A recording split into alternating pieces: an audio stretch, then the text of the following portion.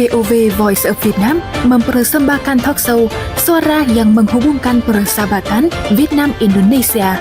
Para pendengar dan pemirsa Voice of Vietnam yang terhormat, pada tanggal 30 Juni tahun 1966, program siaran bahasa Indonesia Voice of Vietnam berdiri sesuai instruksi Presiden Ho Chi Minh dan kebijakan partai dan negara Vietnam. Selama 60 tahun ini, program siaran bahasa Indonesia kami masih menjalankan tugasnya sebagai saluran informasi luar negeri yang sangat bermanfaat. Selain itu, kami juga menjadi jembatan penghubung yang menghubungkan masyarakat Vietnam dan Indonesia.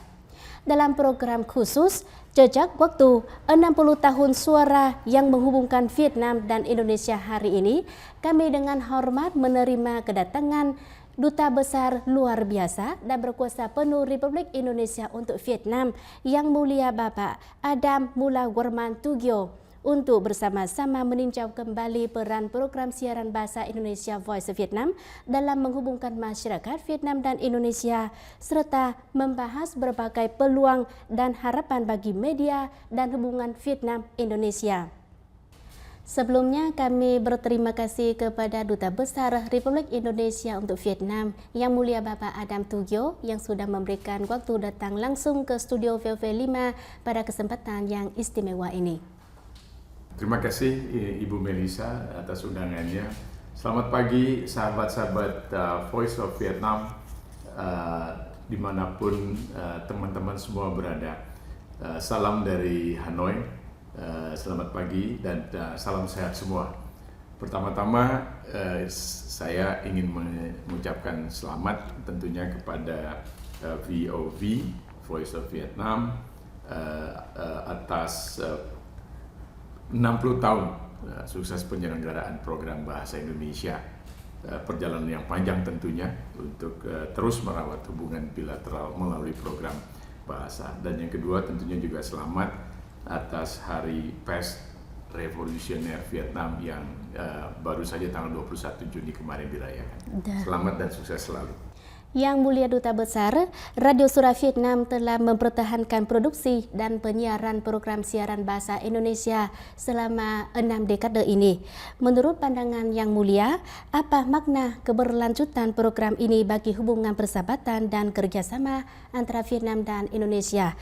Selain itu, mohon Yang Mulia menjelaskan lebih lanjut mengenai peran media dalam meningkatkan saling pengertian dan kedekatan antara Indonesia dan Vietnam, secara khusus dan antara negara-negara ASEAN pada umumnya. Sekali lagi terima kasih buat undangannya Ibu Melisa. Bahasa memiliki peran penting dalam hubungan masyarakat tentunya, dan tentu bahasa dengan pengenalan terhadap bahasa akan memudahkan pemahaman dan saling pengertian antar masyarakat, khususnya dua negara yang jauh terpisah oleh lautan, Indonesia dan Vietnam. Kita beruntung kita memiliki founding fathers, Bapak Presiden Soekarno dan Uncle Ho, Presiden Ho Chi Minh yang terkenal di Indonesia, yang telah meletakkan fondasi hubungan bilateral sejak 1955 ketika hubungan bilateral terbentuk. Nah, keberadaan program Bahasa Indonesia di Voice of Vietnam ini sangat penting untuk merawat persahabatan antara kedua negara yang sudah diwariskan oleh Bapak pendiri bangsa kedua negara. Oleh sebab itu, kami melihat program siaran Bahasa Indonesia ini merefleksikan perjalanan hubungan bilateral yang panjang tadi, dan bagaimana kemudian kita mengisinya ke depan untuk meningkatkan saling pengertian, meningkatkan saling pemahaman kebudayaan, dan juga pada gilirannya meningkatkan hubungan perdagangan ekonomi bilateral. Karena dengan bahasa kita mudah mengetahui karakteristik atau kebiasaan-kebiasaan hidup di suatu negara. Program Bahasa Indonesia dari VOV ini juga penting untuk memberikan pengetahuan kepada rakyat Indonesia tentang kebudayaan khusus yang ada di Vietnam. Barangkali dalam program ini saya yakin sudah dilakukan, dapat disampaikan adanya beberapa kesamaan budaya agar bisa lebih menarik minat orang Indonesia untuk melihat banyaknya tempat-tempat wisata yang menarik di Vietnam, dari ujung utara di Sapa sampai di bagian selatan di Ho Chi Minh. Sebaliknya juga dengan begitu, mudah-mudahan akan mendorong investasi dan perdagangan bilateral yang tahun lalu saja sudah hampir 17 miliar US dollar. Sedikit saja akan mencapai target yang ditetapkan kedua pemimpin Indonesia dan Vietnam, Presiden Prabowo Subianto dan Sekretaris Jenderal Stolam ketika berkunjung Jakarta menetapkan target 18 miliar US dollar pada tahun 2028. Yeah. So sedikit lagi, dan sekali lagi terima kasih tentunya VOV telah memberikan sumbangan yang besar dalam terus merawat hubungan persahabatan bilateral melalui program Bahasa Indonesia. Terima kasih Pak Dubes. Kami tahu bahwa Pak Dubes baru menjalankan tugas di Vietnam beberapa bulan. Jadi Pak Dubes sudah ada beberapa kesempatan mendekati dengan para penyiar siaran kami. Bagaimana kesan Pak Dubes tentang Voice of Vietnam, tentang siaran bahasa Indonesia? Well, pertama-tama sekali lagi selamat. Saya mencatat profesionalisme yang tinggi yang diperlihatkan oleh teman-teman semua yang bekerja di Voice of Vietnam, terkhususnya mereka-mereka yang menangani seksi bahasa Indonesia. Banyak program yang menarik yang sudah disiarkan program bahasa Indonesia VOV ini, dan ternyata menarik minat pendengar di Indonesia. Saya mendapat informasi sekarang ada sekitar 5.000 klub pendengar setia program bahasa Indonesia di VOV. Tentunya upaya memelihara kesetiaan pendengar bukan merupakan hal yang mudah, dan dalam perjalanan waktu 60 tahun VOV sudah bisa terus hadir dan dinikmati oleh para pendengar di tanah air dan juga di Vietnam. Tentunya itu merupakan satu capaian yang luar biasa yang dapat tercipta karena adanya profesionalisme yang handal dari teman-teman di VOV, khususnya di program Bahasa Indonesia. Nah, dengan adanya program Bahasa Indonesia ini tentunya menjadi etalase budaya yang penting buat Vietnam dan buat Indonesia, di mana kemudian VOV bisa memperkenalkan lebih jauh kepada pendengar masyarakat Indonesia mengenai kebudayaan yang ada di Vietnam, hal-hal yang menarik tentunya, perkembangan kemajuan ekonomi di Vietnam yang dalam beberapa tahun terakhir ini sangat luar biasa, khususnya setelah Doi Moi di tahun 1980-an. Jadi ini juga merupakan suatu etalase yang baik untuk memberikan informasi kepada para pendengar di Indonesia tentang kemajuan Vietnam, sekaligus mengundang penduduk Indonesia untuk berkunjung di Vietnam. Tahun lalu saja hampir 300.000 wisatawan dari Indonesia berkunjung ke Vietnam. Nah, sebaliknya juga ini juga kesempatan untuk mendorong penduduk Vietnam untuk menikmati keindahan tempat-tempat wisata Indonesia selain Bali, ya. Karena orang Vietnam biasanya kalau ditanya tempat menarik untuk dikunjungi, salah satu yang tertinggi adalah Bali. Tetapi Indonesia punya 10 Bali, tempat wisata lain yang juga layak untuk dikunjungi. VOV Voice of Vietnam mempersembahkan talk show suara yang menghubungkan persahabatan Vietnam-Indonesia.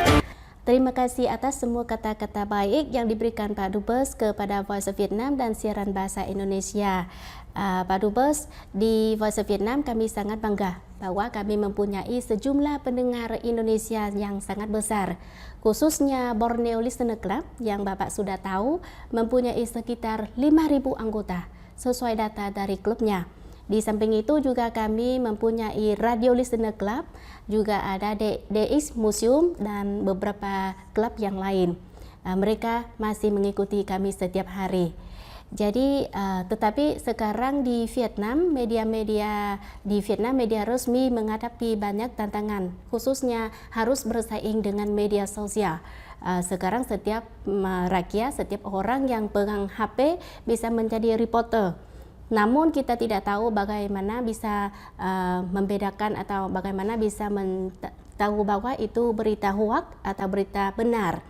Jadi fungsi kami di sini tidak hanya menjalankan tugas sesuai yang dilimpahkan oleh partai dan negara, tetapi kami juga harus mengubah acaranya supaya menguasai teknologi, berinovasi, supaya menarik lebih banyak pendengar, khususnya pendengar muda. Bagaimana saran Pak Dubes kepada Voice of Vietnam pada umumnya dan siaran kami pada khususnya pada era digital ini? Betul Melissa, Ibu Melissa, era transformasi digital ini memberikan tantangan yang sangat besar di semua aspek kehidupan, kemasyarakatan dan juga kehidupan bernegara tentunya. Dan di ekonomi kita sudah banyak mendengar betapa ada kekhawatiran lapangan pekerjaan yang hilang karena adanya AI. Orang mulai memanfaatkan AI untuk meningkatkan produktivitas kerja, dan sebagian kemudian menjadi khawatir lapangan pekerjaan akan hilang atau tergerus karena adanya AI. Saya dalam hal ini berada pada posisi yang agak berbeda. Kita melihat bahwa justru dengan AI ini memberikan banyak tentunya manfaat buat kita agar kita bisa menjadi lebih produktif lagi dalam bekerja. Nah, tantangannya buat lembaga penyiaran seperti Voice of Vietnam dan RRI di Indonesia atau TVRI, bagaimana kemudian menjaga core values, nilai-nilai fundamental dari tadi VOV agar tetap bisa dipertahankan sambil kemudian kita mengadopsi AI tadi untuk bisa menyampaikan informasi atau menyampaikan narasi yang kita ingin para pendengar-dengar itu melalui cara-cara dengan menggunakan AI. Saya ingat saya baca koran kemarin ada satu pemberitaan menarik, mungkin masih dalam kaitannya Hari Pers Revolusioner Vietnam, di mana pemerintah Vietnam kemudian menerbitkan kalau tidak salah 2 atau 3 direktif. Salah satu direktifnya khusus tentang AI. Bagaimana pemerintah kemudian mendorong agar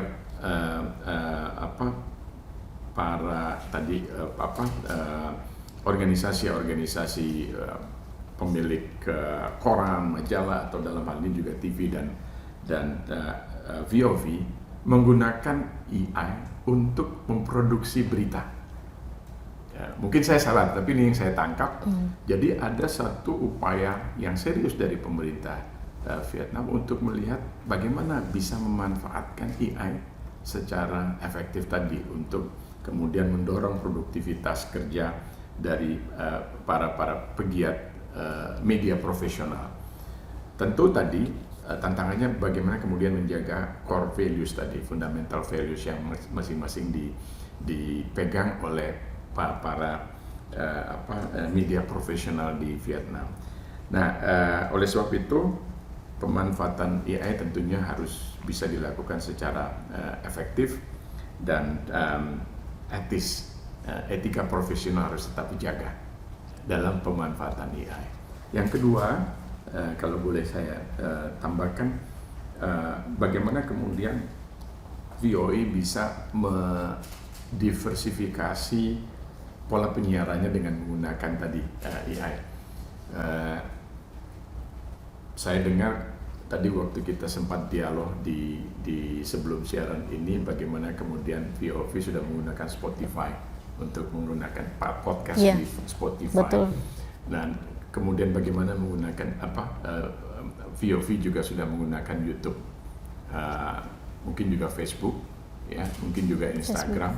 Ini kan semua merupakan AI ekosistem yang ternyata sudah dimanfaatkan, sehingga saya melihat ini merupakan profesionalisme yang handal dari VOV dengan memanfaatkan AI untuk terus mendukung program siarannya. Yang tidak kalah penting dalam konteks tadi untuk memelihara core values-nya adalah bagaimana kemudian bisa menyampaikan berita atau bisa menyampaikan siaran yang dapat dipercaya.